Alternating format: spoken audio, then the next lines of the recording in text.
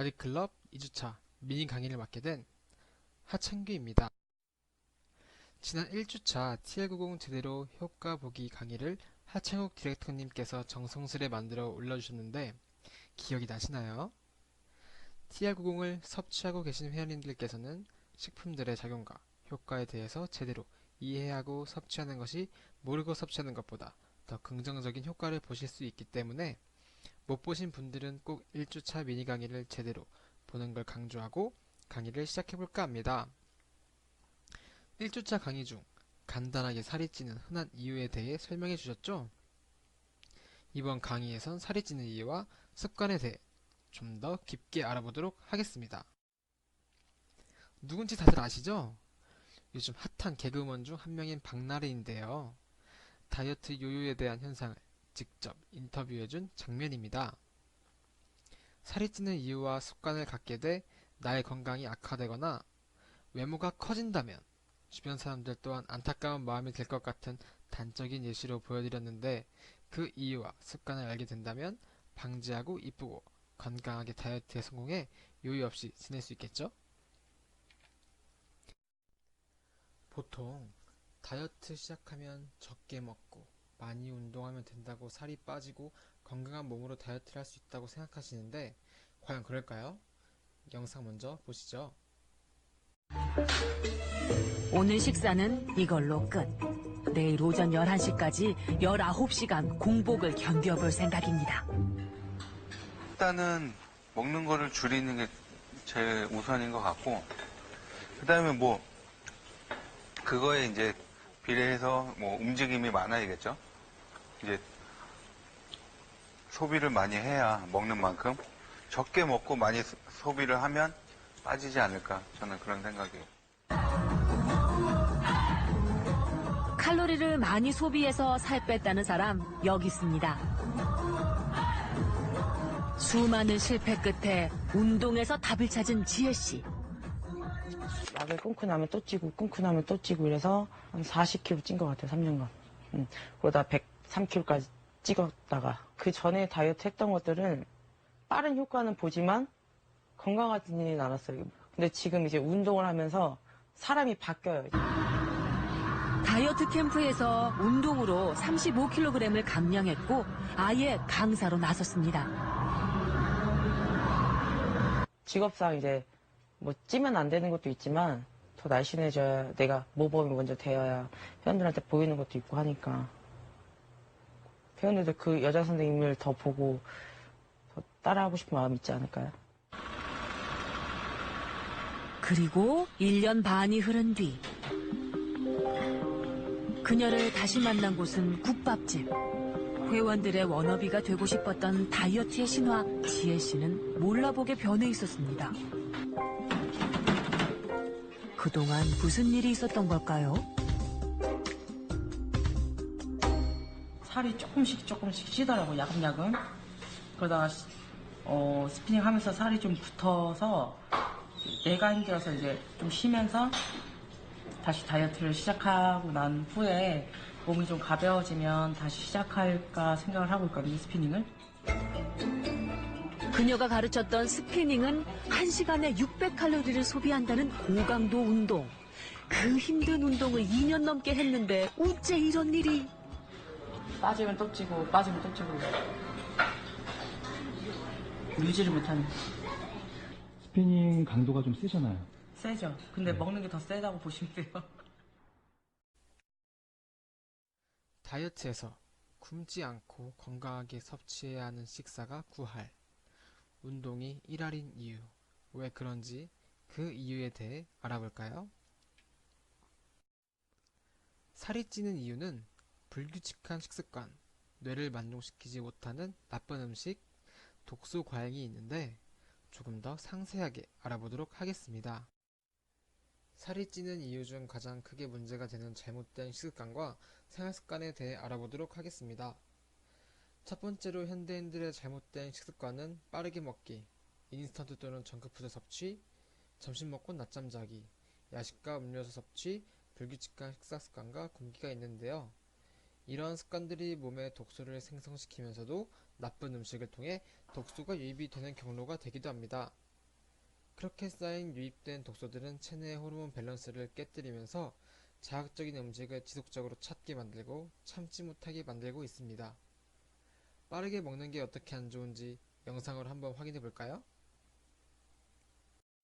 밥을 제대로 씹지 않고 빨리 먹으면 우리 인체는 어떤 일이 일어날까? 우리의 몸은 음식을 섭취하면 위에서 2차로 쪼개고 다시 소장으로 이동시킨다. 이곳에서 각종 영양소가 흡수돼 혈중으로 배출된다. 이 영양소들은 뇌의 포만 중추를 자극해 배가 부르다는 느낌을 갖게 하는데 이때까지 약 20분의 시간이 소요된다. 그런데 음식을 제대로 씹지 않고 빨리 먹게 되면 밥을 먹는 시간이 짧아지고 뇌의 포만 중추는 자극을 받지 못해 많이 먹었음에도 불구하고 배부름을 느끼지 못한다. 그래서 계속해서 먹게 되면서 비만이 되는 것이다. 네, 이뿐만이 아니라 인스턴트와 정크푸드, 야식 또한 독소가 쌓이는 데 큰 역할을 하고 있죠. 혹시 배가 부른 상태이거나 스트레스가 많아 무엇을 먹고 싶을 때 눈앞에 있는 음식이 채소라면 손이 가시나요? 네, 안 가죠.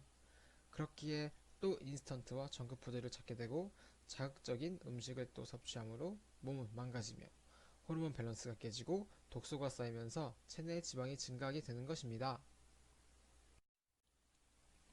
그렇게 된다면 내 몸에서 나오는 지금은 영양이 부족하며 에너지가 없으니 먹으라는 신호를 보내주는 그렐린과 이제 배부르니 그만 먹어야 한다, 더 먹으면 과하다라고 신호를 보내주는 렙틴이라는 호르몬에 악영향을 미쳐 그렐린은 끊임없이 지속적으로 나오면서 렙틴은 잘 나오지 않는 몸으로 점차 바뀌게 됩니다. 그렇게 된다면 내가 배불러도 지속적으로 무언가에 손이 가고 그 음식이 좋은 음식이 아닌 자극적인 것을 먹게 되겠죠? 그렇게 유입된 독소들이 또 내 몸속에서 악영향과 호르몬 밸런스를 망가뜨리고 나의 의지는 길게 가지 못한 채 호르몬의 지배를 받아 어느새 먹고 있게 됩니다. 그렇기에 좋은 것을 먹고 몸의 호르몬 밸런스를 정상으로 유지시켜줄 필요가 있는 것이죠. 화면에서 보는 그림과 비슷한 악순환이 되면 점점 더 배부른 나의 몸을 발견할 수 있게 됩니다. 또한 불규칙한 식사 습관도 생체 시간에 아주 좋지 않은 영향을 미치고 있는데 왜 규칙적인 식사를 해야 하는지 영상을 한번 보도록 하겠습니다. 우리나라 30대 이상 성인 3명 중 1명꼴로 앓고 있는 증상. 고지방, 고탄수화물의 식습관과 음주 등으로 인해 환자 수가 급증하고 결국 1,000만 명을 돌파한 질환. 질병 도미노의 시작, 일명 침묵의 살인자라 불리는 대사증후군입니다. 대사증후군은 섭취한 영양을 몸에 순환시키는 대사 과정에 문제가 생겨 고혈압, 비만, 고지혈증 등의 원인이 되는 상태인데요. 이 증후군의 원인으로는 비만, 당뇨병과 관련된 인슐린 저항성 때문이라는 것이 가장 설득력이 있는데요. 혈당을 낮추는 인슐린이 몸의 작용이 감소하게 돼서 지방세포와 근육세포가 포도당을 잘 섭취하지 못하게 되고 혈중의 인슐린 농도가 높아지게 돼서 생기는 질환입니다. 방치할 경우 심각한 합병증을 유발할 수 있지만 뚜렷한 증상이 없어 알아채기 어려운 대사증후군, 그 예방법에 대해 알아봅니다. 출근 후 대부분의 불규칙한 식사 습관이 내 몸을 망치고 대사증후군으로 인해 건강이 악화가 된다는 사실 충분히 이해가 되셨죠? 영상에서 나온 인슐린 저항성에 대한 부분은 다음 주 인슐린에 관한 강의에서 좀 더 디테일하게 다뤄질 부분이니 그때 좀 더 디테일하게 알아보도록 하겠습니다. 혹시 충분히 먹었음에도 불구하고 배가 부른데도 더 먹거나 배가 부른 상태임에도 눈앞에 음식이 있다면 나도 모르게 손이 가는 경험을 하게 되신 분들이 있으신가요? 그렇다면 빠르게 먹고 불규칙한 식습관을 가졌기 때문에 나타난 악영향 중 하나이고 한 번쯤은 호르몬 밸런스가 깨졌던 경험을 하셨다라고 말씀드릴 수가 있습니다. 좋은 식습관과 생활습관으로 인해 몸을 건강하게 만들어 정화정형을 잘 일어나게 만든다면 약을 복용하는 것보다 더 안전하고 건강하게 우리 몸을 지킬 수 있겠죠? 먼저 질문 하나 하도록 할게요. 우리 몸의 독소를 정화시켜주는 기능을 하는 것이 무엇인지 아시나요? 네, 우리 몸 스스로가 정화를 시켜주는 기능을 합니다. 우리의 몸은 끊임없이 스스로를 정화하고 치유하고 있죠. 예시를 하나 들어볼까요? 우리가 골절을 입었을 때 병원에서 깁스를 해주고 따로 약을 주나요? 주지 않죠? 깁스만 했는데도 왜 뼈가 붙을까요?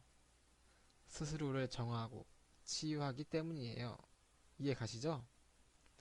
그런데도 우리가 아프고 살이 찌는 이유는 몸이 스스로 정화하고 치유하는 기간보다 좋지 않은 것들을 섭취하고 안 좋은 습관들을 더 자주 하고 있기에 면역력이 떨어지고 독소가 많이 쌓이게 되는 것입니다. 혹시 비만의 근본적인 원인이 무엇인지 알고 계신가요? 잘못된 식습관, 생활 습관으로 인한 몸 내 과잉 독소입니다. 바디클럽 90에서 활동하고 계신 궁극적인 목표는 골격근량을 증진 또는 유지시키면서 체지방과 내장지방을 낮추기 위한 것이 목표죠. 그 말이 곧 체지방을 태우는 근육을 늘리거나 유지시키며 몸내 독소를 뺀다라고 이해하시면 되는데요. TR90을 하게 되시면 내 몸속에 체지방을 태우면서 자연스레 체지방에 붙어있던 독소들이 같이 빠집니다. 우리가 어떤 잘못된 식습관과 생활습관을 갖고 있는지 알아야 독소가 유입되는 것을 최소화하고 TR90으로 체지방을 감소시키며 독소를 배출시켜주고 근육을 유지시켜 건강한 몸이 되도록 만드는지 이해하셨죠? 그뿐만이 아닙니다. 요즘 현대인들에게 어떤 운동을 가장 많이 하냐고 물어봤을 때 1순위가 바로 숨쉬기 운동입니다. 네, 절대 멈춰서는 안 되는 운동이지만 이 운동으론 너무너무 부족하다는 거 다들 알고 계실 거라 생각합니다. 일반적으로 많은 현대인들이 운동을 거의 하지 않습니다. 그렇기에 땀을 통해 배출되는 독소도 줄게 되고 근육은 점점 감소하며 근육이 자극을 받으며 생성되는 좋은 호르몬들도 잘 나오지 않게 되죠. 또한 잘못된 운동 습관을 갖고 계신 분들도 계신데요. 살을 뺀다고 유산소 운동을 지속적으로 계속해주시는 분들이 계신데 유산소 운동으로 체지방을 감량하는데 한계가 오게 됩니다.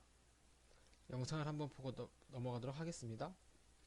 웨이트존 가면은 남자분들도 그렇고 웬만하면 여자분들이 이제 그러니까 웨이트존보다는 유산소존에 많이 계시고 오랫동안 걷는단 말이에요. 오랫동안 걷고 웨이트는 안 하세요. 유산소만 막 드렸다 하고 이제 땀은 막 나니까 이제 가서 씻고 이제 가시는데 살을 빼려고 유산소를 했던 것이 사실상 길게 봤을 때는 오히려 몸을 더 나빠 보이게 만들 수 있는 그런 안 좋은 효과가 있다는 것을 지금 말씀드립니다. 왜 그러냐?